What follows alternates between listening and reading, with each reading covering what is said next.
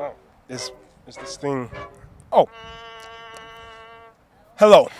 My name's Princeton Hicks, and I created a popping podcast.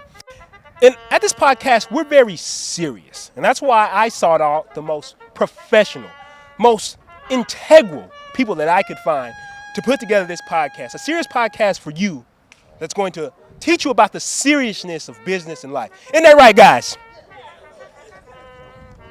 Come on, let me take you inside headquarters. Look how serious these guys are. Sir? Thank you. Yeah. Excellent work. See, here at Princeton's Poppin' Podcast, I had to also get a business partner who understood the values and the core principles that I upheld. Isn't that right, DJ? Yes. You see, one thing I realize is when you get a business partner, you have to get somebody who is serious, who understands the qualities of business that make it run. As you can see with DJ here. Yes. Our crowd liaison is a very serious individual, so professional, has done many tours on professional television shows. Tell us what it's like to work with this very serious podcast. Sir, it's very serious because it's a very serious podcast, and I'm very serious at all times. Job! I like how serious you are. Thank you, sir. That's how serious it is here. Because I'm so serious, I want you to talk to more of my serious staff members here. I'd like you to tell the people what you do and how serious it is here. Oh, we stay very serious here. We always just very seriously put everything together and very seriously talk. And it's always seriously professional here. It sounded very serious. Yes, serious. Now, seriously, how serious is it here? So seriously, I can't even seriously get through this answer because that's how serious it is.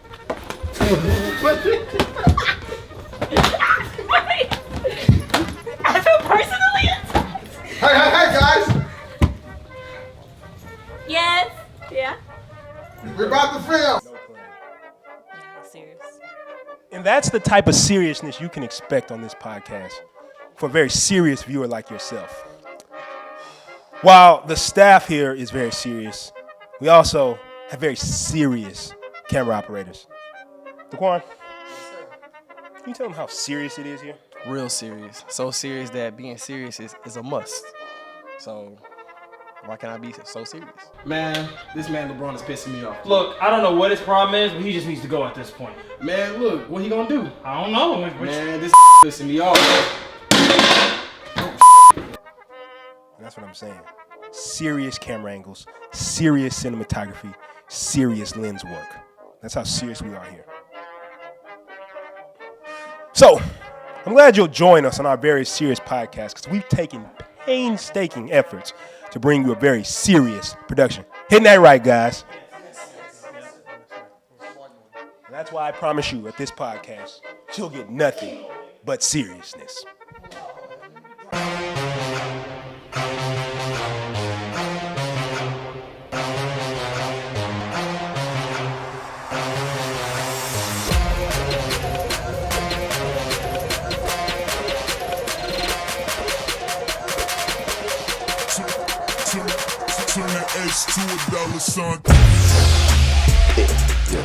I will get big checks. It's just what's going to happen. That's gonna happen. It's just going to happen, The bro. big check. We're going to pitch your neck, bro. Every day. That's a professional pitcher. I know success, yeah.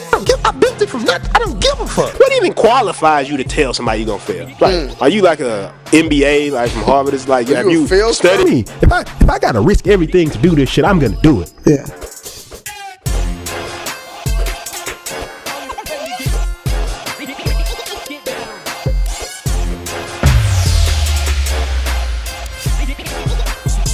To $1, son. And now, introducing your host, DJ and Princeton.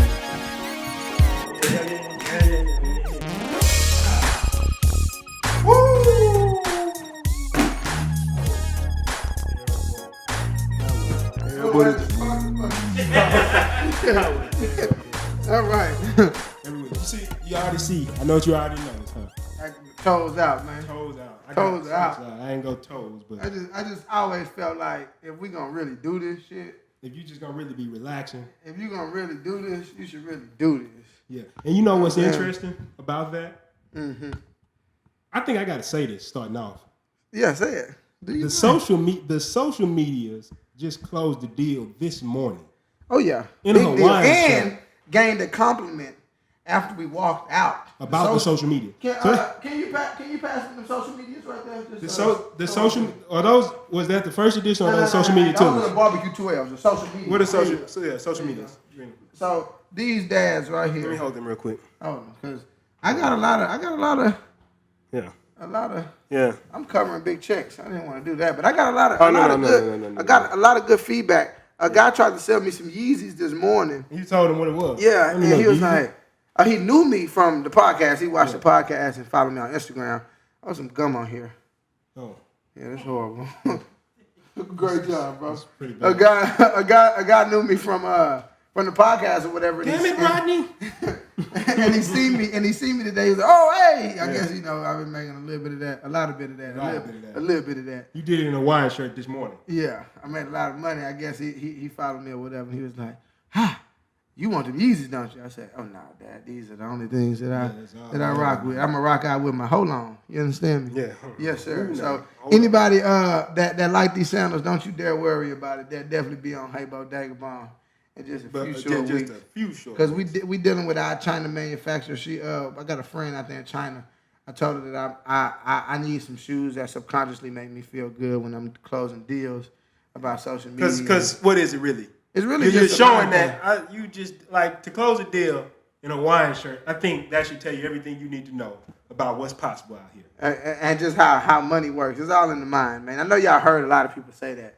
All of this is just a mind thing, and it doesn't. What is that? It never really made sense to me though. Yeah. You got a lot of rich people running around here talking about some. It's all in the mind. It's like, okay, shut up. It's all that in shit. work. What does that mean? Work, getting it work, grinding all these hours a night. That's where it's at. That's where it's at. No, so you telling me it's a mind thing? Yes. You know what we haven't talked about? Princeton's Popping Podcast. Princeton's Popping Podcast. We got pop filters. We got pop filters now, and I hate to do the social media 12s like Don't that. do that. That's the first 1 week you threw this big check pill. I didn't know what the hell was wrong with you. Come on, baby. You know what time it is with these, though. Oh, you ain't talking about the big check shirts, but we talking about it's the all big checks. We talking about I feel like at this point, you know, it's funny. It's like pretty soon this is gonna be a whole big check. Kind of like it's spreading. Yeah, it's like first it was just this. Now it's a whole shirt. That's a whole shirt. Next thing you know, I'm gonna have some jeans, and then the whole couch gonna have a whole layout right here. The back walls. You know, at your grandmother's house, she used to have that plastic in that room where you're not supposed to go sit down. I always think about that. That shit is brand new under there. Yeah, like really think about it. That shit. If you open that shit is brand new couch. Whole new couch. Been 30 years old. It's brand new. Though. Brand new, still brand new. That's what I'm gonna do. And you can't sit on it. I don't get it. They won't let you. My grandma. I'm saying, what is the point of it? It's like a dollhouse. It's like, what the fuck is that shit in there for? I have no idea. But ladies and gentlemen, boys and girls, you are now listening to people of all ages. Popping. The pickle pepper podcast. The Peruvian pop. The Peruvian you say puff. Bud, I think bees too do it. Yeah. Bees also. Yeah. So this episode will be pronouncing. And we're not gonna do it the whole episode because that would just that'd be hard on my neck because that shit just haven't heard it. You know, every time we get an upgrade, we got like this is what it's about. We're growing. Yeah, you're watching us grow. So we got some some pop filters. Pop filters. Yeah, so just I'm not blocking the camera. I know all the staff talking about it. I know y'all talk about it every week, but I'm out here and I'm filming like this right now. Yeah. And speaking of that, every week I gotta do this. Can we give a round of applause for our amazing staff? Oh man. Oh, you the staff too. He didn't want to clap. Yeah. I appreciate y'all, man. We just had so much fun. Gratitude. We shot our first commercial. You all will love it. Oh, that's amazing. We're gonna just throw it in here. Yeah, y'all just watch it. Matter of fact, they already saw it. Yeah, y'all already saw it. We shot our first commercial and you just seen it. I hope you enjoyed it. Yeah, it's pretty much what it is. So you want to get into this question today? Yeah, let's go ahead and get it popping. It's just finna be one of them days today. It's finna be one of them good ass days. Amazing. Can't you feel it? I can feel it. My toes cringing up. Yeah. Can you get that? I don't even got. Look at this. I got. Yeah. So I'm gonna just hold the big checks pillow today, because this. And I'm gonna get comfortable because today is finna be one of them days, man. I can just see it. We good back there, Loon? Mm-hmm. Perfect. All right. You ready, P? Yeah. So today's question comes from Dre. Okay. And Drea asked a question. It's like we've been getting a lot of good questions, the questions department. And by the way, before I talk about this question, if you want to get your question on the show, go to mamashouse.penthouse.com/questions. There's a short form, you fill it out, you just insert your question there. For a chance to get to appear on this podcast, like Drea's question is about to be answered today. Yep. Okay. So Drea asked this question. She said, okay, let me ask you a switch gears. People ask about all this stuff about, how you become successful. She said, DJ in Princeton, let's say your child, your son or your daughter was about to start a business. What advice would you give them on how they should go about it if they're starting from nothing? So basically, if you had to do it all over again, you had $0, you had nothing, what would be the key things that you focus on in order to reach your success? And I can already see your head turning. I can already see your mind turning. Yeah, I just thought of so many different things. And let me get. Yeah, you get comfortable too. I'm trying to. Yeah, I got it. Yeah, oh, here it is. Yeah, that's this is how you do it. Yeah, so I just test. Because I've been trying to. You know what it is? I've been trying to sit like forward, but it's actually like a slant. I just mastered the podcast couch after this episode. What is it, like the 9th episode? 9th episode. This is the 8th one. Sad. Yeah, whatever episode this is, 9th, 10th, 11th, whatever. Yeah. You just mastered the podcast. I just did it. That's horrible. This is it. This is why I had to hold the mic the way I held it, because I didn't know what the hell I was doing on this couch. That's why I had to do it. But you want to start off today, or what you? Oh yeah. Let me go ahead and go. Let me go ahead and tap in a little bit. I want you to tap in a little bit. Okay, go ahead. And then we can just go ahead from there like we do, and tapping this motherfucker together. So basically, what I believe, one of the things that I think, I actually have no regrets on anything, and it's not a regret. It's and I just like to talk about this simply because I can just see where this question would be phrased from, as far as Drea asking. Or was it Drea or Drea? Drea. Okay. So Drea, for if you're watching this, as I heard the question, as I read it today in the emails, I basically was thinking that you were saying, like, what would you do if you could go back in time? Right. But that wasn't really what she was saying. I just kind of got my own little feel. I mean, like, I feel like, if you did, there's some stuff that I believe that everybody who becomes successful does well, right? Yeah. So you wouldn't change those things. I guess the thing is,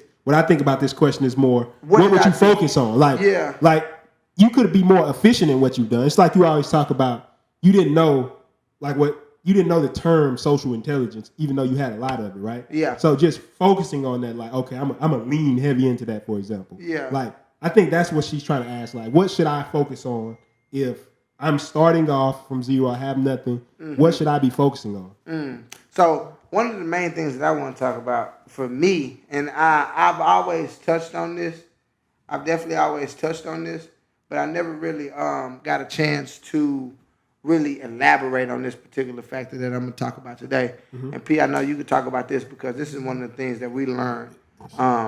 During those 7 months in the room, just sitting there, building things for ourselves and pretty much just handling stuff to that capacity. But basically, the thing that I want to talk about, is you ready for this one? I've talked about it before too. So for those of you who actually watch Mama's House of Penthouse and this isn't your first episode, and shout out to everybody who's watching and this is your first episode, what I would like for you to do is subscribe, please. Always subscribe because we want you to have these notifications. This isn't a podcast talking about some relevant things. These are all things. The reason why we get together here every week, the reason why we have all of our friends here dressed up and we do skits and we have fun, and the reason why we do all of this shit is to really make entrepreneurship fun and really make you understand that you can really create a future that you're in control of. Yeah. So this is the whole reason why we do this. So I hope that as you listen to this, we press those hot buttons for you. But are you ready for what I'm about to say? I'm ready. I've been waiting. Okay, like and subscribe. But what I'm basically saying is you should never, ever, ever. Yeah. I'm not going to say that. I'm not going to say rule zero. And okay. For those of you who watch Mama's House of Penthouse, that's going to be Easter egg. You have one pop quiz right now. If you watch Mama's House of Penthouse, you have one pop quiz right now. What is rule zero? What is rule zero? I'm not even going to elaborate on it. The questions I mean, the answer choices should pop up, and you should pick them, and you should know what rule 0 is. But that's not what I want to talk about. Okay. I want to talk about how you should never worry about how. Oh man. So what does that mean? Like how? You just did it. So I want to give. Yeah, I just opened up a whole section that we're gonna talk about. I just seen. I'm already feeling where this one's about to go. I love because I see we about to get. Let me. Yeah, it's gonna get nasty. Get your feet up, man. Kick your feet up, man. We chilling. Like, and to everybody who's doing podcasts, if you watching ours to see like what makes our podcast grow substantially. One of the things is that we're comfortable when we do this. So if you do your own podcast, I truly encourage you to be comfortable. It doesn't have to be. I mean, I think that's the whole reason we talk about building the lifestyle we want, right? Oh yeah, oh yeah. And shout out to everybody who listened. I'm gonna show a lot of love to everybody who listened this week simply because we did 1,500 downloads in 6 hours? When we relaunched. So amazing. Shout out to everybody who listened, who downloaded the first episode of season 2. We really appreciate you. But let's tap right into it. Peace. So there's a wise man once named Steve Jobs. Steve Jobs. So for those of you who don't know who Steve Jobs is, please enlighten us. This is Steve Jobs. All Apple products, right? Anybody here got an Android phone? Anybody? Right? Lunga got one in there. I see Lunga, so Lunga, I was on Android, so bro, don't even. Android's really got a very nice camera. That people do that shit when they really don't fuck with something. They try to. It's actually cool. It's actually good. The boys was trying to justify the camera, so I'm gonna justify it for you Android users.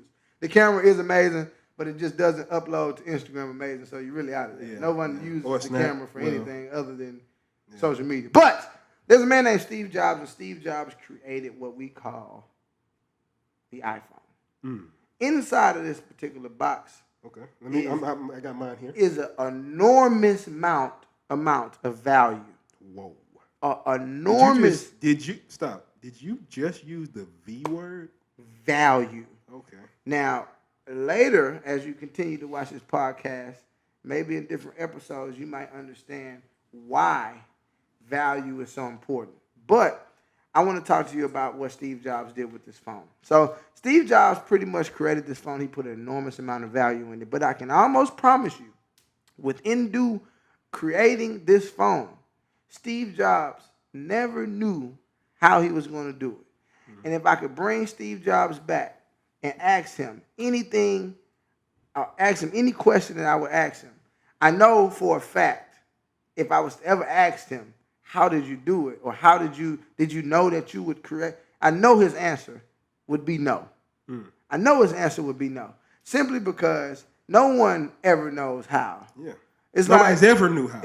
Nobody's ever knew how. Like the first person who made a skyscraper, you think he was like, I know exactly how to know. He had a theory. Right? I give you another example, right? Henry Ford, right? Yeah. Henry Ford. We always talk about Hen, right? So Hen gets together. He creates. It's a lot of things going back and forth saying he created the car and the assembly line. Which one is it? Do you know? Yeah, he created. No, I'm saying the Model T, right? Yeah. So he perfected it with the assembly line. Yeah. But that resulted in the car, correct? Yeah. So mass production. Whatever the fuck. Yeah. I can't tell you. I know with a little bit of research we can get that answer to you. But I do know this. One thing that I know for sure is that my guy Henry Ford did not know how he would create a car. He just believed, keyword, believed that he can get people somewhere faster than they normally got. Yeah. Right? He had an idea, vision. He had an idea and a vision, and all he did from there was believe. Right? So I can give you multiple examples of this particular case, but my thing with me, and this is something that I actually did, right? But it wasn't until me and you started to create what we created, and me understanding that worrying about how in the past is what failed me, right? Yeah. So I remember. I could go in depth in that, and I think even with that, it's the first thing. So let's just make that one, right? Yeah, one. Not worrying about how. I want to go back to Steve Jobs, and I want to chime in about the idea of not worrying about how. How that really crippled me for a long time. So Steve Jobs, have you ever seen his? Not the one with Ashton Kutcher. There's another movie that he did. It was like before the 3 production launches that he did, like the big one. I think it was before iPhone, iPad, or something like that, right? Mm-hmm. And there's an amazing scene in the movie.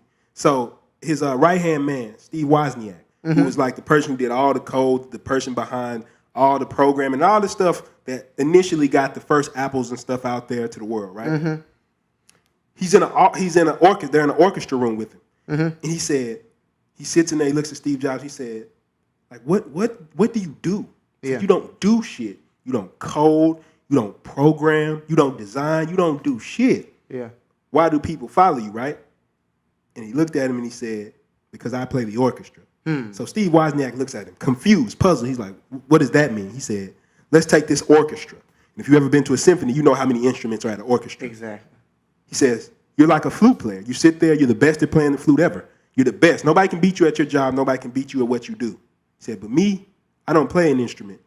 I play the entire orchestra. And I thought that was amazing because it goes back to this idea that we talk about a lot with people like Henry Ford and Steve Jobs of what their true skill is being able to find the pieces and bring them together and make them work in perfect harmony. I believe that the whole point of why you don't need to worry about how is because I don't know, another book, here it goes, book drop. Book drop.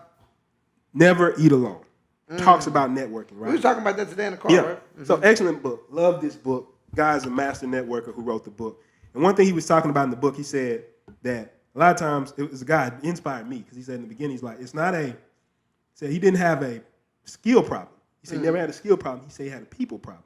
This means he didn't have the people. So right now, we have a podcast. We have an amazing staff that we've been working with, right? But what the podcast is right now cannot be what it is without having an amazing staff. Exactly. Right? So if you want to do a podcast like ours, it's not that, oh yeah, it's like about being like a billionaire or something like that. It's just about being able to get the right people who have the talent and making it worthwhile for everybody. So what I'm saying is that is a skill in itself. That's why you never have to worry about how. Yeah. It's like when you read these books that talk about things like the law of attraction, you talk about these books that talk about, your mental state and mindset and all this stuff that we could go in depth into because trust me, we've read them and listened to all of it. I think the big thing they're talking about there is that when you set a goal, the first thing your mind does is start trying to rationalize, well, I would need this. So, for example, let's take you. Yeah. Thing you told me, you said, well, shit. I was like, man, you didn't have the skills that I necessarily had, the technical knowledge, but I said, but shit, you was able to reach a high level of success. You was like, shit, I had no fucking choice. I just didn't know, so I had to go get somebody. I had to go get people, yeah. So, but the thing is, the skills that you were worrying about, you realize that instead of, if I use my social skills, which I'm going to go into that in a second, if I use my social skills, I can use that to bridge the gap between the skills that I don't have. Example. So a lot of times, so one of the things that I did was I created a workout class that I gave to everybody in the community for free, right? So what this it's actually in the intro, like when you dancing in the intro, you do like some sort. Exactly. So what this did was this enhanced my social skills, which allowed me to reach out and talk to a lot of different people. Yeah. From there, what I did was I took the more important people that I knew I couldn't do this. So, like, for instance, I wanted to be an amazing MC, right? Yeah. So I had to become friends with the DJs, right? So what I would do, God blessed me with a gift of cutting hair. Yeah. So I always grabbed our DJs and I put them on. I put them on what you call a forever plan. Now, this is stuff that I knew to do, but knew I had no conscious of what I was doing. Yeah. You didn't have a concept of college. I didn't know what it was. I just common sense said, if you can't do this, do whatever you have to do to get these people to do it for you, right? Yeah. So my thing was, in result of that, what I did was I created a workout class, right? Because I knew I worked out every day, and I knew some people who had what I needed wanted to work out, but they didn't want to pay or whatever the situation might be. So let me provide that for you, right? But in return, I need hoopla and hooplay, right? That's the V word, value. I need value. I'm providing value to you. Just please provide it for me. And I think what that created for me and other people was a substantial amount of success in so many different areas.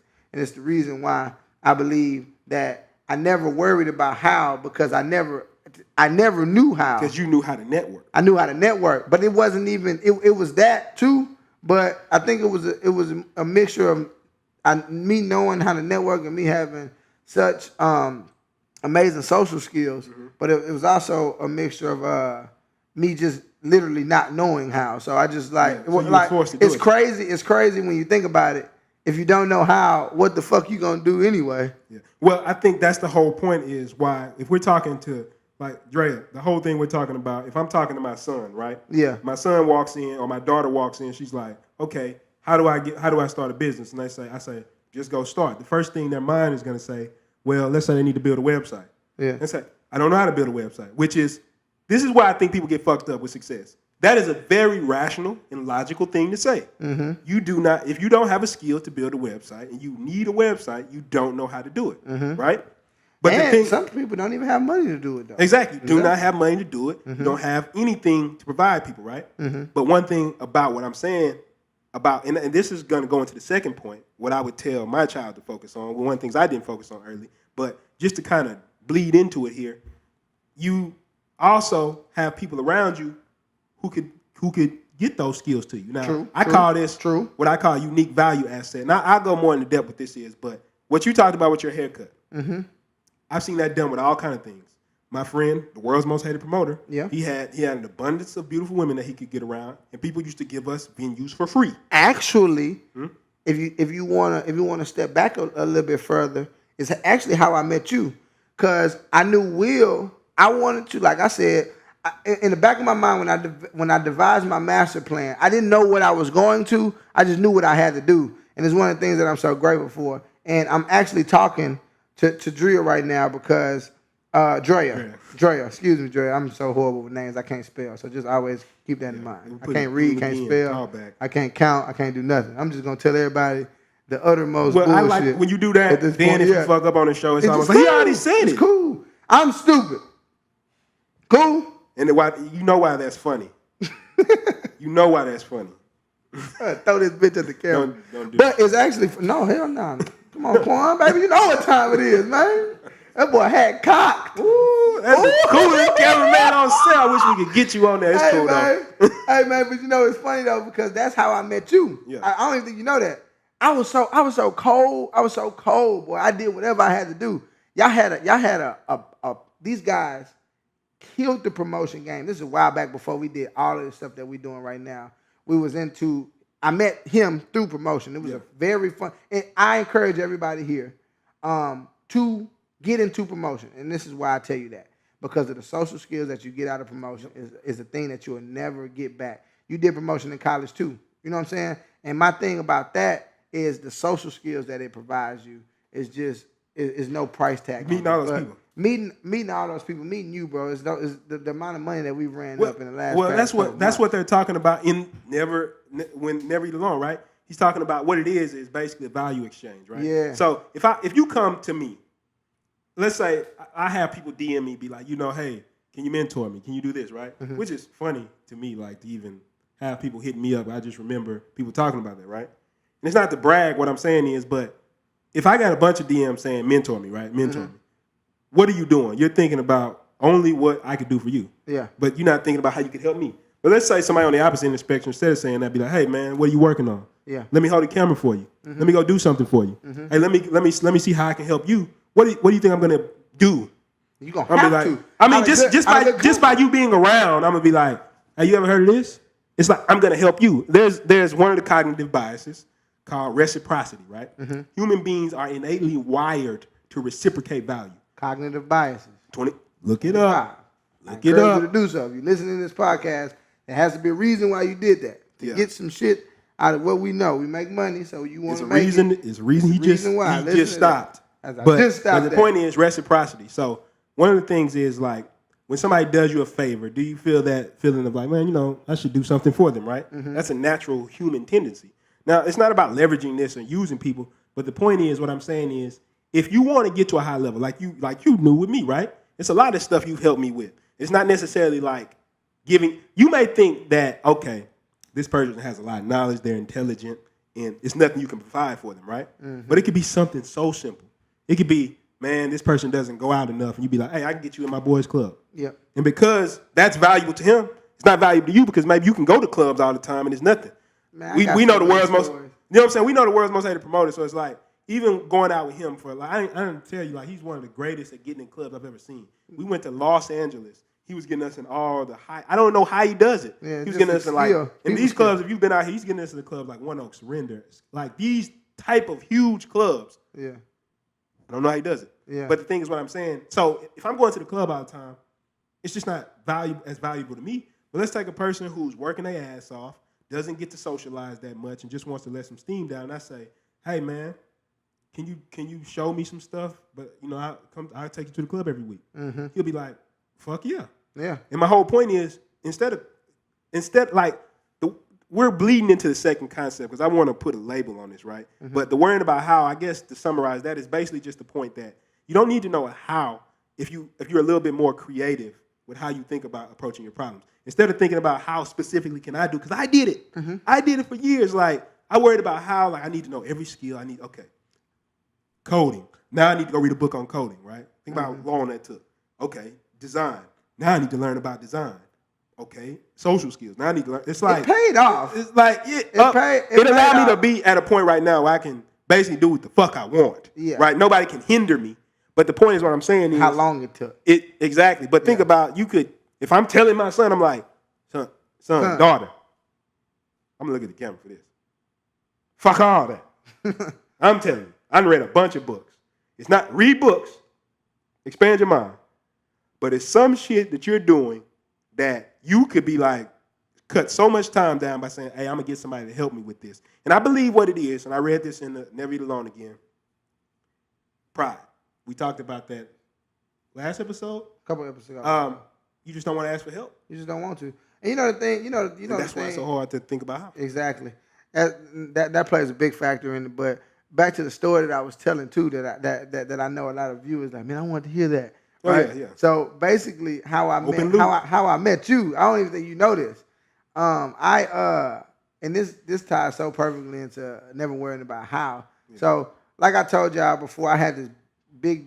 It wasn't a dream. When I sat in my room and I knew the skills that I needed to develop to get to the point to where I am now. But of course, now I know other skills that I needed to develop to get to where I want to be. Right. Yeah. So now that I got here, it's like cool. Right. But it was a step. So I knew I had to become a master of ceremony. Not to be at parties to be cool. Not to be at parties to get women. Not to be at parties to do all of the shit that a normal person that would want to do what I was doing did. I told you several episodes ago, my main goal was to be able to speak in public and never be nervous again. Yeah. So I looked down my feed and there was this guy named Willpower. Yeah. Which is the world's most hated promoter a couple of years ago, right? Yeah. And I seen the life that he lived, and I also seen that he did something that I needed, which was events.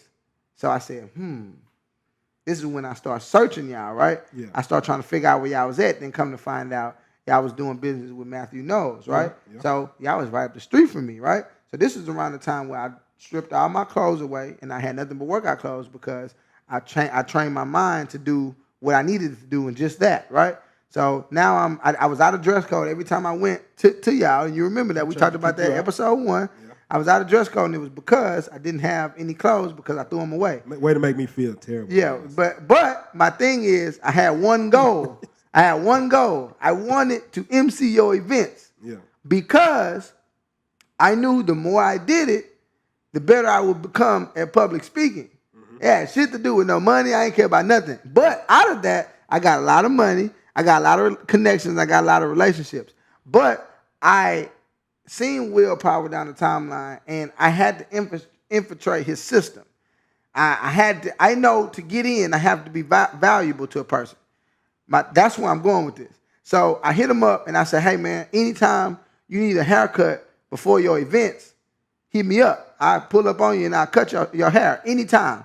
It became this thing where I came early and cut his hair, and then I wiggled in, got on the mic, and then y'all loved me there. So then I never had to cut his hair again. Mm-hmm. It's probably like 2 or 3 times where I legitimately did that. Yeah. As a matter of fact, one time I cut his hair so good, he had to pay me, but he paid me in a baked potato. Right? I remember that. Baked potato for a haircut. Yeah. So it was like little moments like that people try to skip, worrying about how, and it's like, bro, you never fucking know, man. I don't know. Yeah. Steve Jobs didn't know. We don't know how we arrived here. Trust me, we did not know. Mm-mm. We did not know any steps. no matter what we do, even when we closing, like when I recently closed over $10,000 in 48 hours, right? Mm-hmm.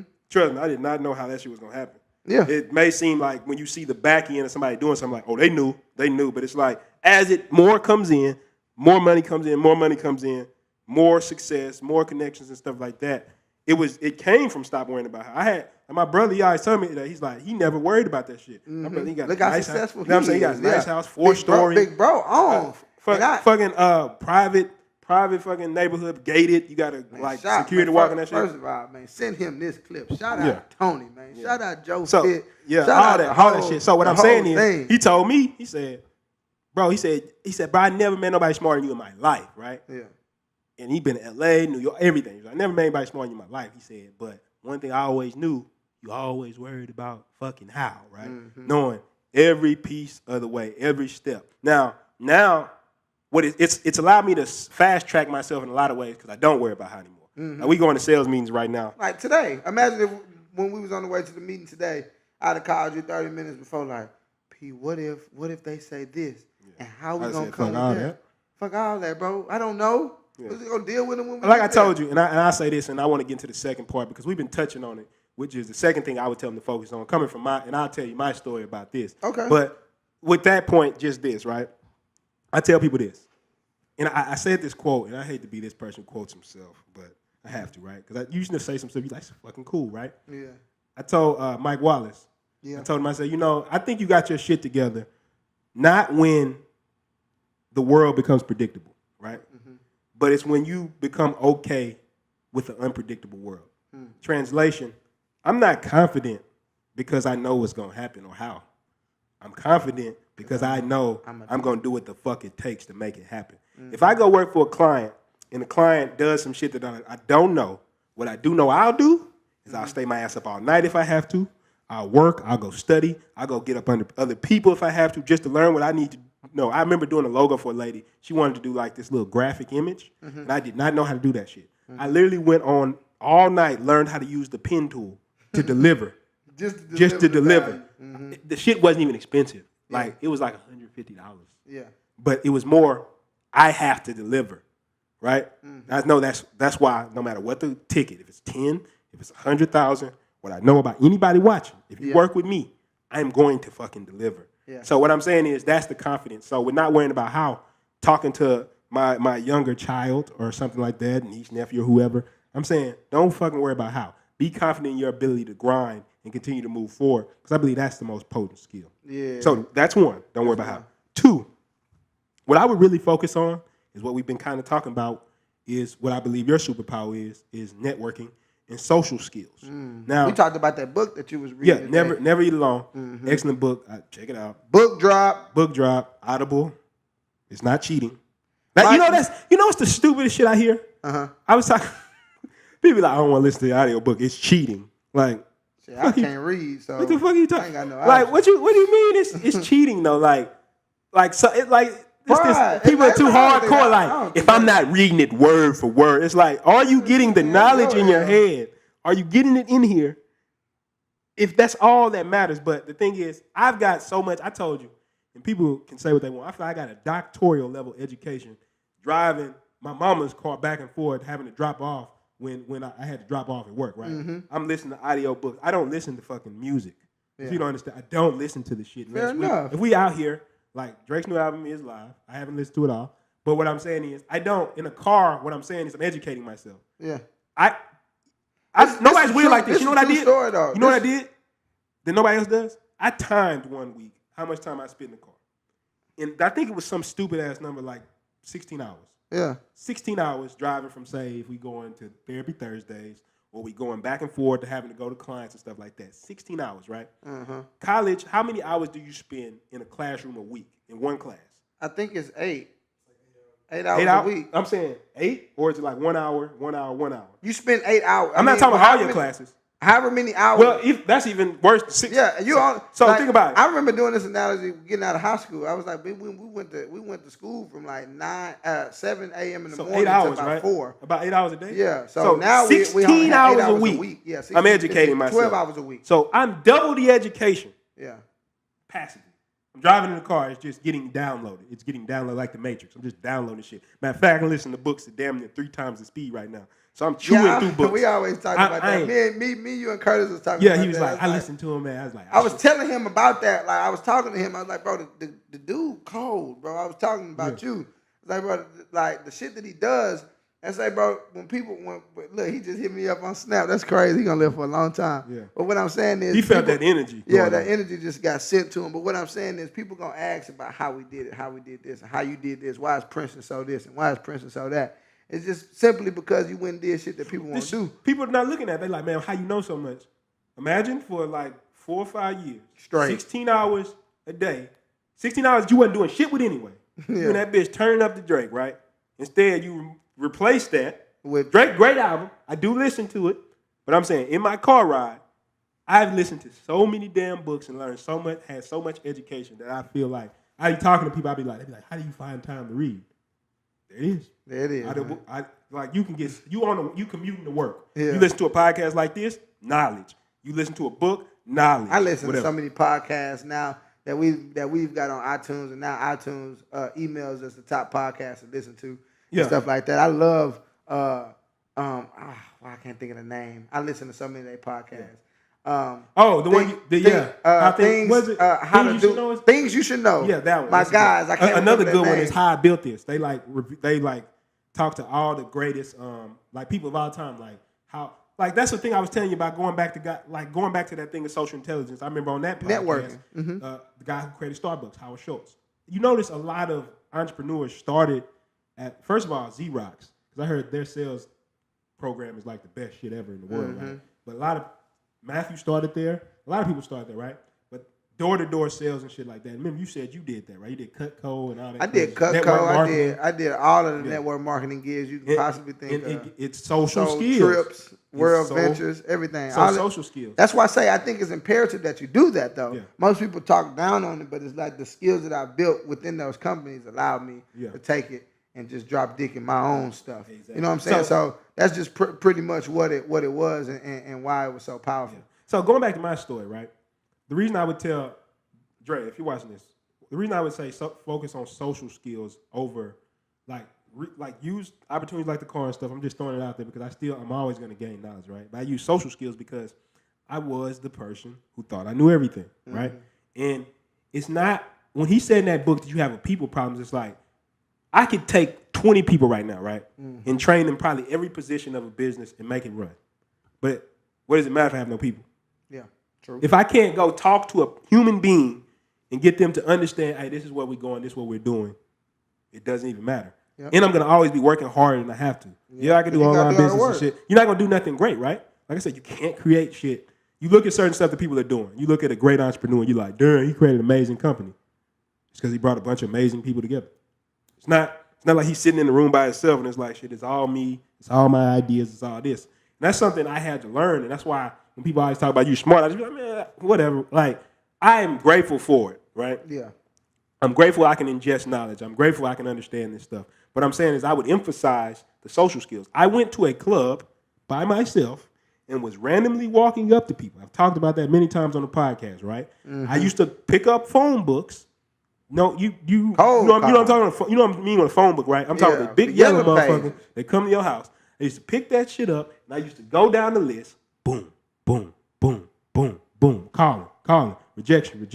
Just to learn how to do this shit. Yeah. Just to learn how to get my social skills so we can walk into a millionaire's office. And you like, damn, how you closing them? Why you not worried about this shit? Like I was telling you today about understanding about when you tell somebody the price, just stop talking. Yeah. Right? My thing is, that doesn't come from a technical knowledge. That comes from looking a person in the eye and saying, oh, this is how it works, right? Developing my social skills. And I realize as my social skills get better, my bank account gets better and a lot less effort. Exactly. And I got a friend named Legs, and I'm going to send her this clip too. Legs just started her own, her company. She has a juice company. Yeah. And she just got a location in the Galleria. It's called Juice Easy. She got a location in the Galleria. And she just moved to Memorial City Mall. But she's the CEO of this company, right? And I love it because what she does is not only she hires people to, of course, sit at the kiosk in the mall, but she does it too. Now, one of the things that I know that a lot of people just won't do is work those middle of the mall jobs. Yeah. But I know the skill that she's building. Bro. From all those rejections. When they write stories about legs years from now, bro, and they say this woman is a multi-million-dollar woman. Yep. Black woman too, right? Yeah. Multi-million-dollar woman, right? When they write these stories, I'm just gonna say, oh shit, fair enough. I feel only because I won't be excited at all because I know the skills that are being built with working these type of jobs. You know what I'm saying? I think that's the thing with talking about these two skills. It's like you think it's like luck, right? Yeah. It's like if you listen to the stories, you can look at very specific things that all the greats focused on. Mm-hmm. When I talk about a lot of people with door-to-door sales, when you look at that, you're like, is it door-to-door sales? No. They developed social skills. They learned how to deal with rejection. They learned how to deal with overcoming fear. They learned how to connect with other people, manage teams. They put themselves in environments where they had to do this stuff. So when it came time to do it for their own business, their own company, what is it? You told me. I helped build a sales team for my friend over at Gopher, right? Amazing company. They're on the way to doing like $1-2 million in revenue this year, right? My thing is, by building a sales team like that, what do you think it taught me? Mm-hmm. It taught me, okay, this is how a sales team actually works. This is what you're going to be dealing with. So what I'm saying is I could, and mine, did it for free. Exactly. Now, this is another master skill, right? Yeah. And I think this should be the third thing we talk about. Let's do 4.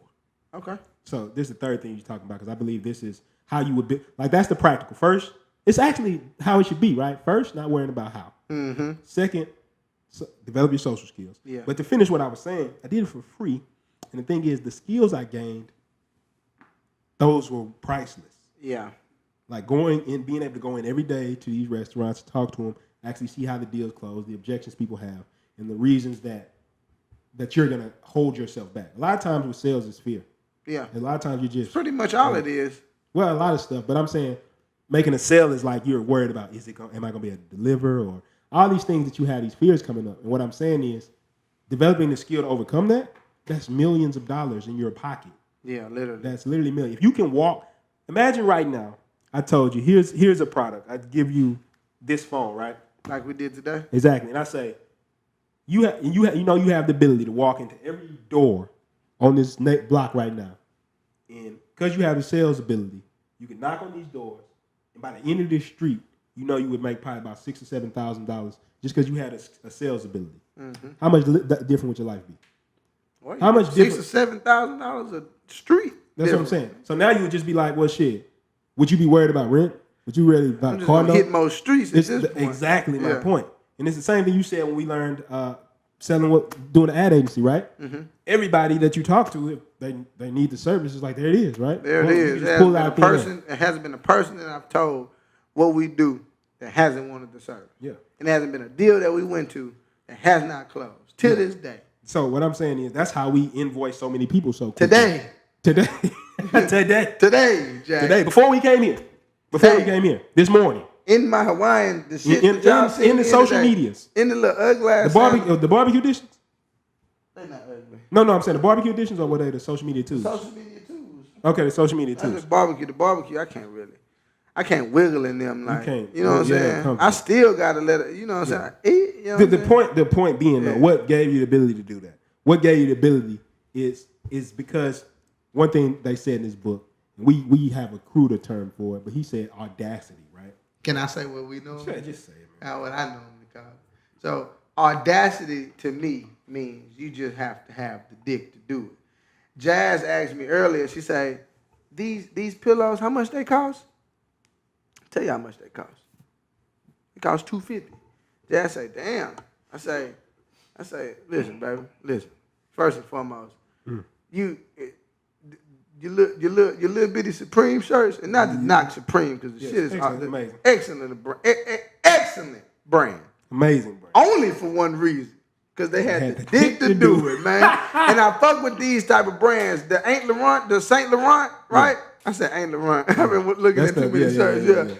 Yeah. The Saint Laurent, I only fuck with Saint Laurent.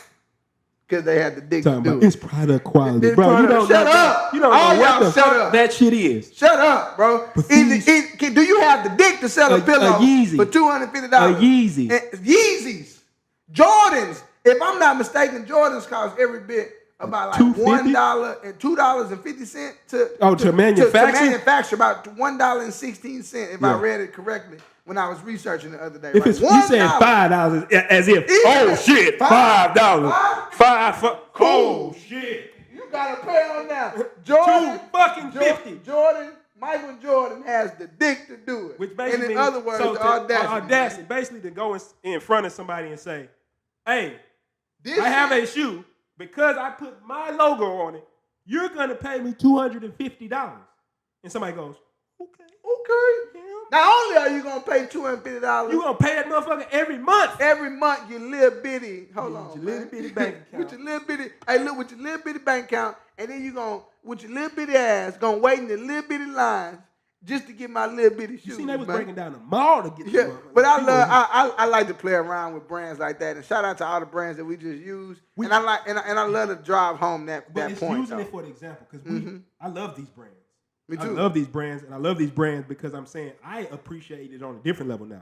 I appreciate the audacity to tell somebody that because what I'm saying is if I'm talking to my son, daughter, what I'm saying is social intelligence allows you to know that people are not buying this shit. People are not buying they're buying the idea. They're buying the person. Like they talk about Napoleon Hill, one of the laws of success is what? Pleasing personality. When you go make a sale, why I think social skills are so important, it's not because I think it's cool to have a bunch of friends. I believe if you understand the game that's really happening in a sale, then it's going to change your dynamic. We think we need to get the numbers right and the value right and shit like that. Or better yet, this one right here. This is the one I love. Suited and booted. I need to be suited and booted. Bro. I walk in there with just like this and I talk just like this because people respect it. No matter what race, no matter what. Why? Because I know what I'm talking about, number one. And my pleasing personality and my people skills. Also, because it's authentic. Yeah. The average salesperson coming in trying to sell you. We went in the Pearland area with Gopher, right? Mm-hmm. So me and the CEO, Zena, we was walking into the restaurants, Cole, right? He was like, man, what if the restaurants reject us? I was walking in doors where they had no soliciting signs. Keep in mind, right?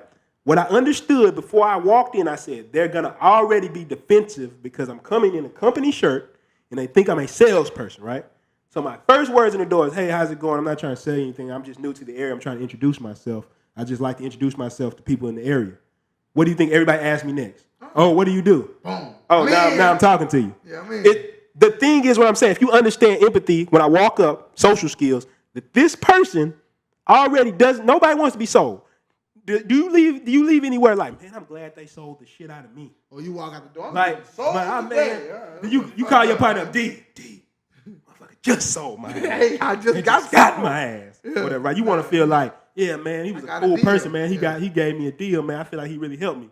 If you understand that, you're not going to understand. I can't technically teach you to, oh, yeah, man, this is the parameter 7 maneuver. That I could teach you this. I could teach you what an assumptive close is. I can teach you what, like making assumptive statements are. I can teach you all these crazy closes that they talk about, like the reduction to the ridiculousness. I can teach you this shit, right? But when to employ them, that comes from looking at the person and be like, oh, this is when you should say stuff. This is when you should do stuff, whatever, right? Mm-hmm. So what I'm saying, if you develop that skill, that's $1 million skill. It is it's a book, I forgot the name of the guy, but it's called Social Intelligence. And they said that social intelligence is the highest indicator of success. Remember the kid that when we was closing deal today, right? Mm-hmm. There was a kid that walked up to us. He said, hey, how y'all doing? Very, very nice kid. Very respectable. Came to us, shook our hands, said, hey, what do y'all do? Right? And we told him, he's like, oh man, that's crazy. Even the fact he went, like his face was like, oh yeah, that's nice. I'm saying, that's a kid who will be successful. Mm-hmm. Why do I know that? Because he has the social intelligence to see somebody and be like, maybe I need to know who they are. Yeah, maybe I need to talk to them, right? So the thing is, me on the opposite, when I was young, I was like, I ain't talking to nobody, right? Mm-hmm. In it, I tell you where it lands me all the time, broke on the floor. But when I changed that map to, oh, let me know people. Let me meet a DJ. I don't know. I could have been like, oh, this is a college student, bro. He taking his shirt off, no value. Mm-hmm. I could have been that way, right? Because I was on the surface. Guy, on but Instagram. When I actually met you, I saw that you had a lot of leadership ability, a lot of skills, a lot of social intelligence, whatever, right? Stuff, I don't give a fuck about that book shit because I always laugh. When you fuck up reading, everybody sees me laugh. Remember one girl thought I was laughing at you. And you told it for me. He's like, oh, trust me. He laughing with me, He man. not laughing. He probably laughing at you before me. Yeah. He laughing that it doesn't make any sense, right? Yeah, damn, we going far today. Because the amount of money that was just ran up this month. Yeah. And I still can't read. And as you continue to watch this, Yeah. I don't think I'm ever be able to read at this point. Mike, what up, Mike? Mike, Hello, come show me some love. Come show me some love. We on the podcast. Okay, all right, I love you, bro. Yes, sir. But yeah, man, that's just what it is. That's just what it is, man. So, I'm just grateful to even understand. Like I was stuck on the highway with my cousin DJ McDaniels this weekend, and at the beginning of this week, excuse me, and when I got the news that he was stuck on the highway, I immediately began to think of it like a game. Right, my perspective on life has just changed. And when I got there, I hugged him. We played around. We did frog across the highway. It was out of perspective, right? We was real life doing some crazy shit at night. But my thing is with all of that, man, it's just understanding people and understanding situations. I get it all. Yeah. I get it all, man. So that's just pretty much what it is. So that was three. That was three. That was three? Yeah, that was three. So not worry about how. Not worry about how. Social skills. Oh, having the dick to do it. Audacity. The audacity to do it. And I think the last one that we'll give them, and there's so many we could go. Like we've been going so long. Yeah, we're approaching the end too. So so let's get this last one in because I want to give you the 4 that we promised, and then we'll give our final thoughts on Penthouse. We don't got an audience today, but the 4th one that I would really emphasize, the 4th one I would say is learning the habit of doing more than you're paid for. Should I again?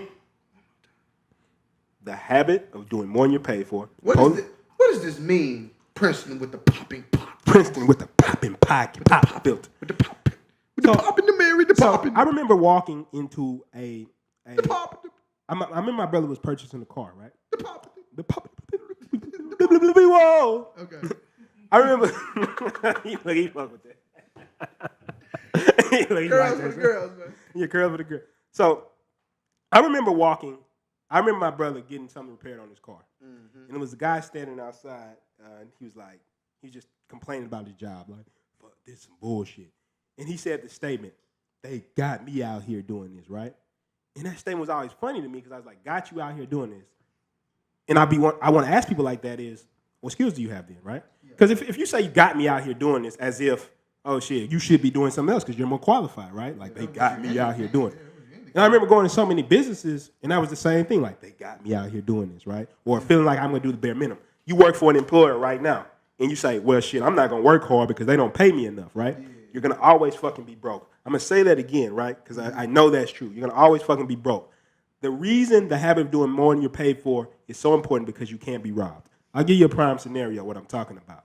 When I first started in business, I used to do all these very elaborate, very high-level productions, video productions for my friends, right? For free. $0. I'm talking about shit. When people see them, people will pay us $3,500 to up to $10,000 for these productions right now. These are the tickets we cashing, right? So what I'm saying, I did videos of that caliber for free. And somebody can say, damn, bro, people was telling me, Princeton, you did them hoes for free? Why? Because what did I understand? I'm not going to bullshit on them. I'm going to do them to the best of my ability.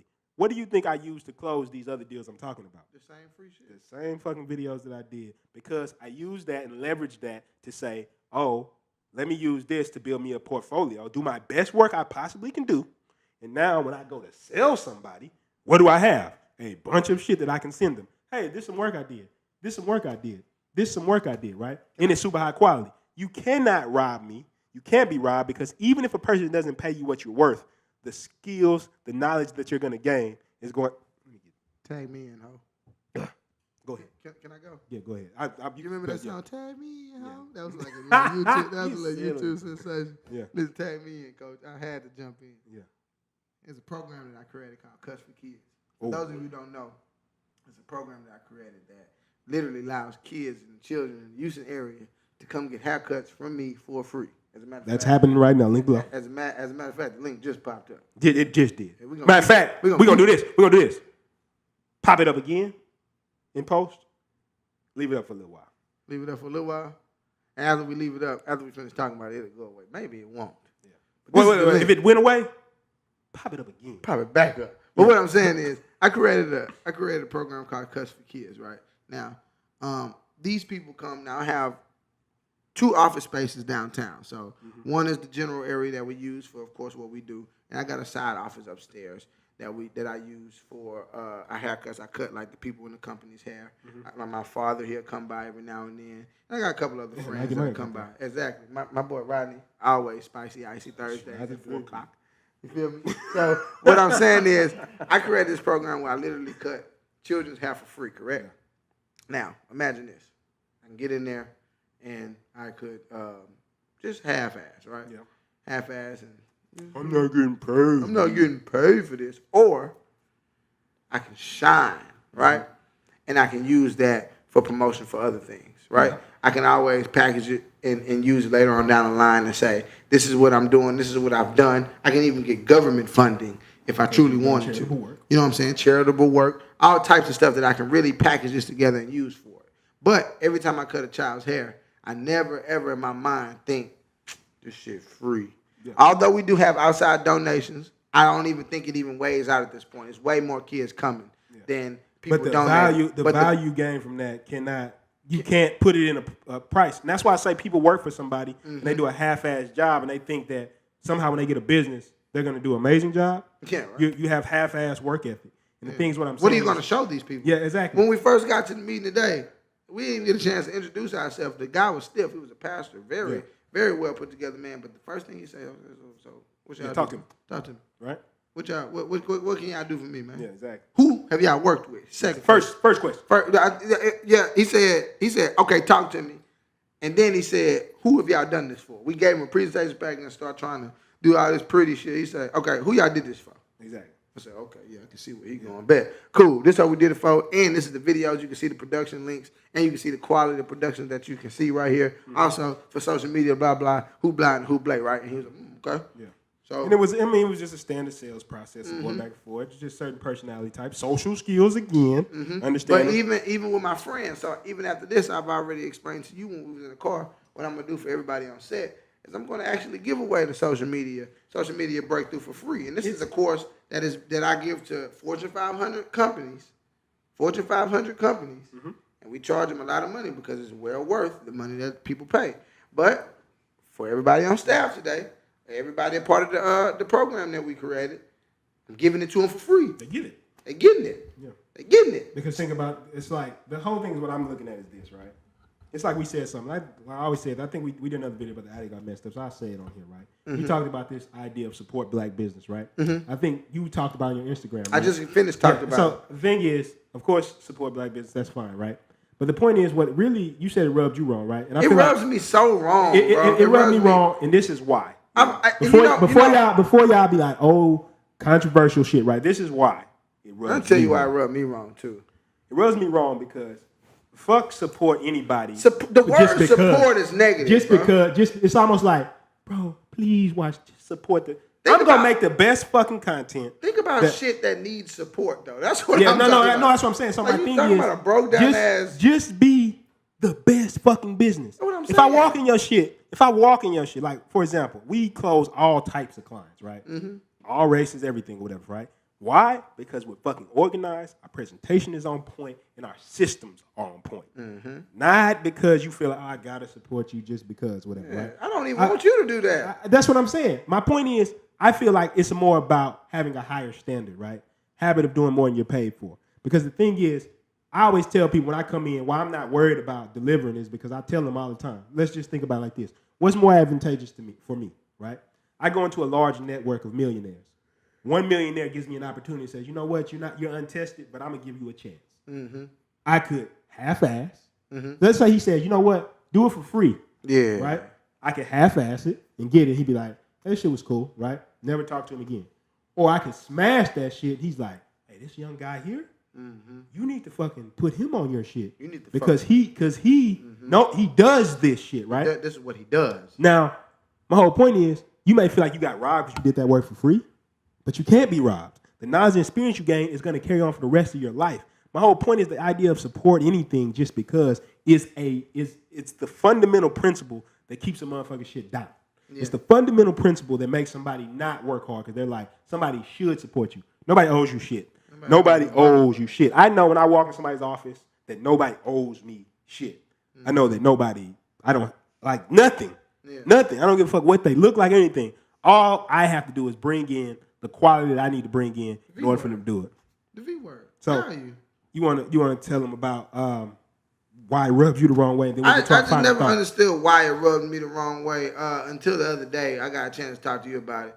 And then I was just trying to squeeze it in there. I couldn't hold my fucking water as far as why it rubs me the wrong way. But I just always think of things that need support. Like you just think of a raggedy ass house. It's like, well, we need to put some support under it. Of course you need support. So when somebody say support this, it's like, why do I need to support it? If the motherfucker was built correctly, it's gonna support itself. So my thing is, when you walking around here talking about, of course it's support black business. Yeah. But I just don't want a person to, and you're gonna have your people that take this type of stuff. They take it the wrong way. Princeton and DJ don't support black business. It's gonna be headline. We're gonna create the headline for y'all do it. I always humiliate myself before other people do. That's just always been my key. So that's why I always tell you I can't. But you know, people are looking for like clickbait, so they'll just cut that part out. Like, yeah, it always rub me the wrong way. Yeah, they can't cut it. They can't. DJ, how can he say this? Yeah.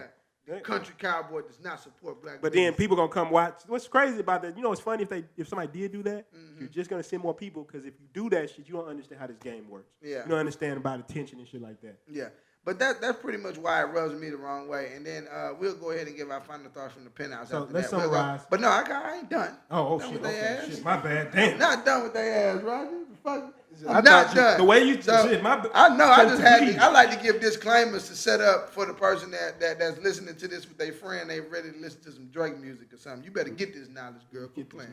So listen, basically, take all this knowledge. Take all this knowledge, baby. But listen, this is what it is with me, man. I of course, I definitely look to support black businesses, but it's not a thing for me, and it never will be a thing for me. And the only reason why it won't be a thing for me because if a business, support good business. How about good that business, shit, right? Fuck all the other Be stuff. the best, bro. Be the best. Be the fucking best, bro. Stop this setting the bar so low, like support me. Yeah, support. Fuck you. Is your business good? I need the best over here. Yeah. I ain't talking about support black business. What if I told you, come on, Rodney, support black business? I'm over here cutting hair. It's like, no, fam. Fucking push your shit back. I'm pushing your shit back yonder. Bro, you not gonna support? You not gonna support, fam? Like, what about that? Shut up, man. How about you do the shit properly and everybody support you? You go to a mechanic. Jazz, you go to a mechanic to fix your car. Yeah. I come in there. Every time you come back, the whole engine falls at the bottom. Damn, you ain't gonna support? You not supporting? Bro, what's up? You not supporting? I try to call the customer service line. Somebody, what's up? What's good? I came and got my website done with y'all. Oh, yeah. Hold on. Terrence! Some motherfucker on the phone about this website shit. Homeboy business. We talk about that. Homeboy business. Hey, somebody. Yeah. Yo, what's up, bro? Matter of fact, when we trying to get somebody answer the phone like that, when we doing internship. Yeah. Right. My thing is, what I'm getting at is, it's not about that shit. It's about, bro, make the shit good. Find out the fundamentals of business. Do more than you're paid for. Stop thinking people owe you shit as far as. Stop worry about how. Develop people skills, man. Come on. Like, do more than you pay for. That's what it is. Everybody. If you do these things that we basically what the fuck I'm talking to my son. I would tell him that. I'm really being cool. My daughter's son came out, support black business. I ain't gonna shut your ass up. I'm gonna take a big check, put it on, let me smack some sense in your ass. Just sit your ass down. How about you gain the things that we talked about and good business shall happen? How about like you told me when I was doing graphic work, right? Mm-hmm. How about your shit be so good that when a person does business with you and they do business with somebody else, they like, man, I just got to go back to them. I got to go back. It's not even a thing for the client. It's like, I'm just going to go over there. Why? Because it's better. It's fucking better. And we did business with you got a millionaire client, right? Our first millionaire client. How did we get him? Over 15 people tried to get that same contract, right? Mm-hmm. How did I get it? I didn't walk in there and say, hey, can you support? Support me? It's really fucked up out here for us. You know me. You know me, bro. I'm getting hot talking about that shit, and it's really it's not pissing me off. It just that's what we need. That's what we need from you. It really does not sit with me when I hear people say that. Yeah. But I know it's two connotations behind it though, and I don't want to make this a thing on this particular podcast. But I just, man, I'm so sorry for anybody. But no. The thing is, though, I think that's why we do this, right? Because I think the thing is what we're getting at here is it's the fundamental mindset when you look at somebody not being successful, right? Yeah. The thing, if I'm talking to my child, I'm gonna teach them to be the best. My grandmother, I remember she told me this simple analogy, right? She said, I don't give a damn if you're a janitor, you better be the best janitor. She said, if you a tree, be the tallest tree. So all the other trees can look at you and be like, damn, that's a tall tree. Not, oh, this is a black tree, this is a blue tree, and shit like this. It's the tree. It's the fucking tree. You think we in this? You think we in this just to be like, oh yeah, we're good for being black? We're a black ad agency. Like we're good for. It's like you shouldn't even know what the fuck. You shouldn't know what it is. You should just be like, damn, they so fucking good. That's what it is. Yeah. And I guess you had any more things before we wrap it up? Man, nah, man. Because if you let me keep talking, I'm just gonna keep hammering on that fact. So I just want people to understand that it's not a race thing. It's not anything other than it's a do shit at the best level thing. Provide value, baby. Is what it is. V-word, you said that. V-word. I said at the beginning. You wrapped that up nicely. Yeah, provide value, baby. Point blank, period. We can continue talking about this all day, P. But I'm ready to wrap it up because I'm about fed up with their ass. They ain't even saying shit to me yet. I'm tired of your ass, man. So to summarize, and then we'll get into our final thoughts from the penthouse. Summarize, 1, don't worry about how. Never. Don't never worry about how. Ever. Of course, rule 0 before that, but you have to do some research. We always going to put rule 0 before everything. Never worry about how. 2, develop social intelligence. Perfect. Social skills. 3, have the audacity or, in other terms, the dick to do it. Number 4, do more than you paid for. Don't get in any situation like, I'm not getting paid for this, it's free and stuff. Like, use that and leverage that shit. I'm going to send this podcast to my child. Yeah. I'm making it for him. I'm making it for them. Yeah. And finally, I put my child through whatever episode. You know what? I got a whole shit I can talk about. I got a whole shit I can talk about shit that I would put my kid through, but we ran out of time. iTunes would be like, flag us for having too much shit to talk about. Okay, so you want to start with your final thoughts from the penthouse? And so my final thoughts from the penthouse is those 4 steps. I encourage everybody, if you listen to this, I hope you listen to this to get something. I encourage you to really, really take those in consideration and really implement them. If you really implement these things, you'll slowly begin to realize that a lot of this shit is the reason why a lot of people just exceed faster than others. If you ever wonder why I can't read and I'm fucking stupid, but I make a bunch of money, it's simply because I want you to realize, bro, this is what I do all day. Like, we be sitting on couches talking to people on podcasts, and this is just like something. This real shit. This real deal shit. And I want you to always understand that it's just look, Rodney dying laughing over there. Yeah, he's funny. But it should be a fucking joke. It should be a fucking joke. It is a joke. It's a game. It's a fucking game. There's a guy sitting in your airwaves right now talking about he cannot fucking read. Okay? But the dude makes money. And it's like, what the fuck am I doing? Society. I really hope that you ask yourself that. And after you ask yourself that, that's what you should ask. That's what you should ask yourself. And then I want you to say, all right, if this dude did it, how did he do it, right? Even though you shouldn't worry about that, I want you to understand how I did it, which was I never worried about how. I had great social skills. I always, since the day I can remember, and since old way back yonder, I've always had the dick to do whatever I wanted to do. And it wasn't that long ago. And it wasn't that long ago. I was stocking panties at Forever 21, man. And even now I had the dick to do strange shit. Yeah. Like I was always selling shit there. Even Adrian, when he first started DJing, we were selling them services at Forever 21. All the women came, so that was the perfect job for us. We was low key just trying to get women to come to parties. So that's what our mission was. So even there, I had the audacity to do all types of crazy stuff. And last but not least, come on, man, I always did more. I always did more, bro. Even when I was doing my fitness classes with haircuts, man, with everything, school, I cheated through there, but I still did homework. I'm telling you, bro, I don't have it's nothing here to hide, bro. School, but it's not shit. It's not. That's the moral of my story. So, and always, and then a little bonus thing that we talked about in the past, I'm gonna let you get your final thoughts. I really, truly always treated this shit like a game. I never understood why I passed school with flying colors. I had one of the highest GPAs, and I want you to always remember, I cannot read. Stop. Let that set in. Just everybody stop for a second. Do you understand what the fuck I'm saying here right now? Do me a favor. Hold on. Just say it again so it can set in.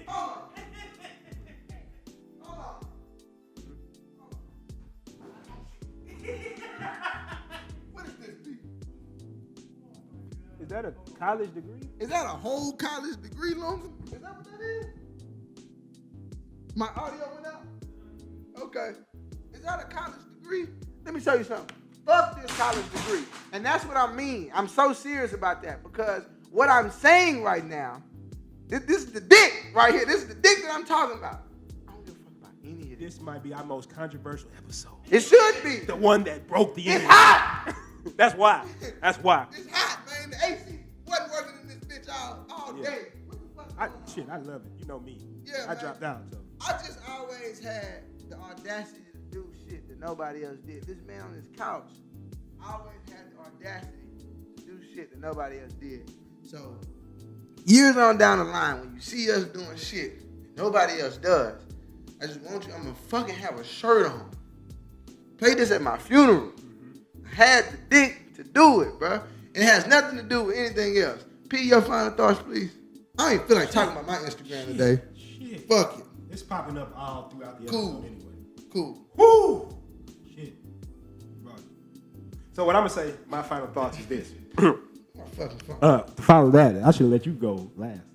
But no, seriously though, just to bring it home, my final thoughts are, I think the thing when I'm talking to somebody young, I always look at my own situation and think to myself, it's so much stupid shit I focused on. There's so many things I didn't realize was just a fucking game, right? And the same thing like you talking about having the audacity, it's like, shit, you can win again. When I go and I ask somebody, when the first time I had to ask somebody for an outrageous amount of money for a product, right? I remember him looking me in the eye for like 15 seconds. Let me show how awkward it was. I was like, this is how much it costs.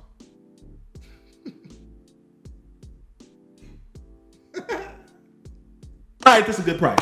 Just like that. Just like that. And you think if I didn't have the audacity to look that man back in his face, we having an old school stare down in the office. Yeah, like a gun down. And he looking at me to see if I'm a break. Yeah. Social shit. My whole point is, it's all this type of stuff, right? If I'm talking to my child, I know the shit that I focused on is great. Fucking put audio books on in the car. Learn as much shit as you possibly can. Read your ass off. Learn the technical skills.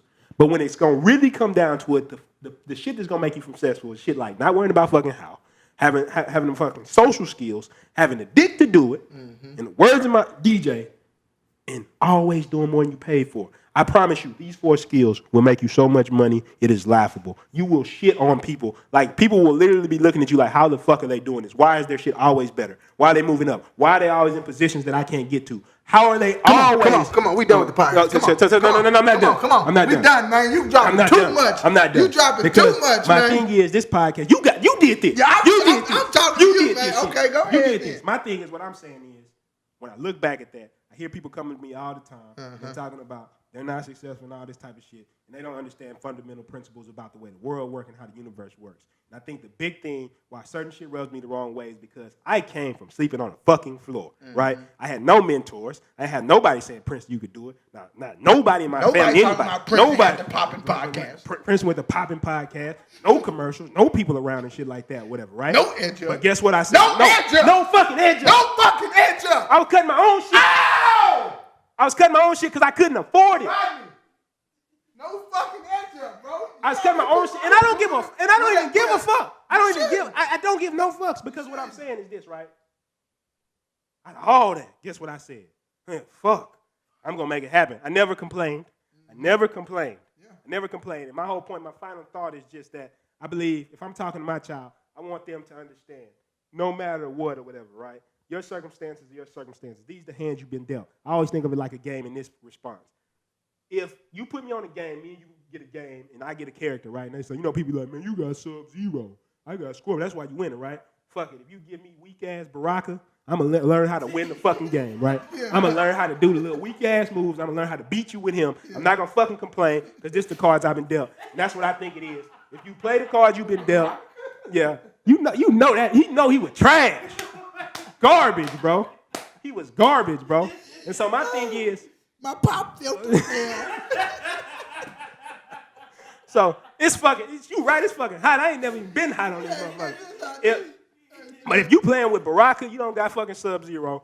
Play the card you've been dealt and learn to play the game. Besides that, we can put our social media up because I know we done ran way over. Jazz looking at me like, what the hell are you doing? Man, you tripping. I said time, like 35 minutes. Oh, it ain't that bad. It ain't that bad. So you know his social media. He can't spell that motherfucker, but that's because he make a bunch of money. He does not give a fuck. You know my social media. You know Rodney needs followers. I'm gonna put it right there. So the thing is, I'm just on some shit right now where I'm like, hey, you know what it is. And if we had to sum it all up, the audacity, I think we do it. I'm gone. I'm gone too.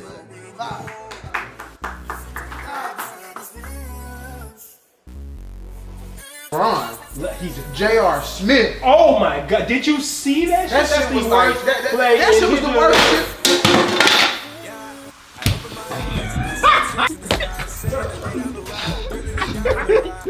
I'm so sorry.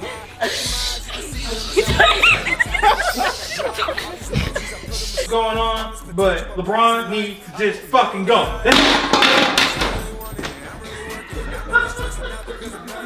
You in trouble. Princeton said you were supposed to show up every Sunday, and there was an unspecified time to change like 5 times. We're on 5 o'clock now.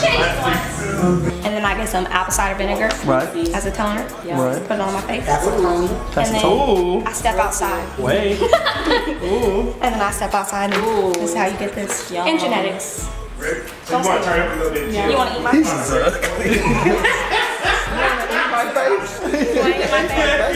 Were you recording that?